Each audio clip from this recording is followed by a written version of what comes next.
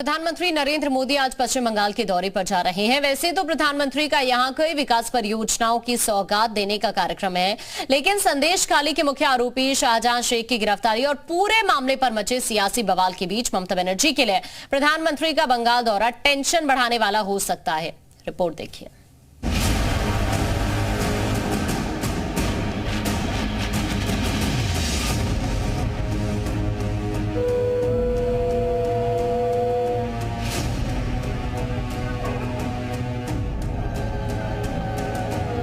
दीदी के गढ़ में दहाड़ेंगे प्रधानमंत्री।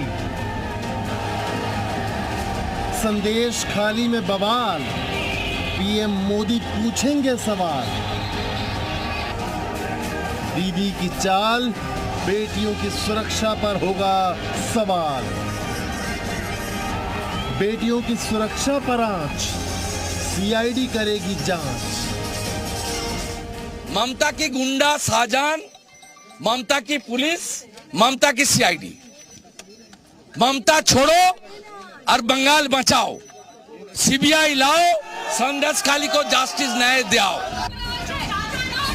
संदेश खाली का खलनायक 10 दिन की पुलिस हिरासत में है। वहीं आज प्रधानमंत्री नरेंद्र मोदी पश्चिम बंगाल पहुंच रहे हैं। पश्चिम बंगाल में प्रधानमंत्री मोदी के आने की तैयारियां जोरों पर हैं। मंच सज चुका है। अब से कुछ घंटे बाद जब प्रधानमंत्री नरेंद्र मोदी बंगाल पहुंचेंगे तो इसी मंच से ममता बनर्जी के खिलाफ न सिर्फ चुनावी बिगुल फूंकेंगे, बल्कि संदेश खाली पर घिरी ममता बनर्जी के खिलाफ सियासी तीर भी छोड़ेंगे। प्रधानमंत्री यहां करीब 22,000 करोड़ की विकास योजनाओं की सौगात देंगे। हुबली में पीएम के दौरे की तैयारियों का जायजा लेने के लिए बीजेपी के प्रदेश अध्यक्ष सुकांता मजुमदार पहुंचे। दरअसल चुनावी समर में टीएमसी से सीधी लड़ाई में पीएम मोदी का पश्चिम बंगाल दौरा बेहद अहम है। बीजेपी हर हाल में यहां से भी पिछली बार की तुलना में अपनी सीटों की संख्या बढ़ाना चाहती है।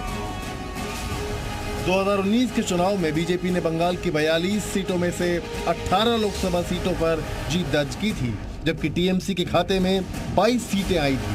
कांग्रेस को 2019 में पश्चिम बंगाल में सिर्फ 2 सीटों पर जीत मिली थी।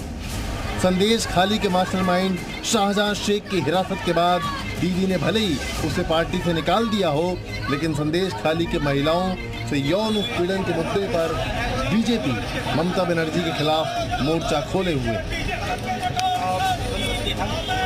अजीब सा सिचुएशन है वेस्ट बंगाल में कि एक बंदा जिन्होंने ईडी या एक official legal law enforcement institution के लोगों को मारा है, उन पर वायलेंस किया है, जिन्होंने बड़े खुले आम वो दर्शाता है कि वो लॉ से नहीं डरते हैं और लॉ को वायलेट करते हैं, और उनको वेस्ट बंगाल पुलिस ऐसे ट्रीट कर रहे हैं जैसे वो वीआईपी हो।